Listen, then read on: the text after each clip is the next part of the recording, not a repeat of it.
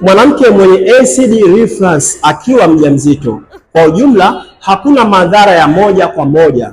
Haisababishi mimba kuto kupatikana, haisababishi mimba kuharibika, wala haisababishi mimba kutoka moja kwa moja. Ila acid reflux inaweza kuleta madhara makubwa ikiwa homoni zinabadilika na mfuko wa uzazi kukua, yani mfuko wa uzazi kuongezeka kukua, na hii hali inaweza kumletea mwanamke mwenye acid reflux akiwa mjamzito akapata maumivu ya kuwaka moto kwenye sehemu yake ya kifua, au wakati mwingine akapata kiungulia kikali sana, lakini pia kumfanya awe na kichefuchefu, au wakati mwingine akawa anatapika mara kwa mara. Lakini pia ni hali ambayo inaweza kumpelekea akashindwa kula chakula vizuri. Inaweza kumdhoofisha mtoto aliye tumboni, kwa sababu kama mama hawezi kula vizuri, ina maana hata mtoto lishe yake inakuwa ndogo. Na kama unapitia na hii hali, kabla ya kubeba ujauzito, hakikisha unafanya matibabu haraka sana, kwa sababu kama umejiandaa kupata mtoto, hii hali inaweza kukutesa, hususan kipindi cha ujauzito.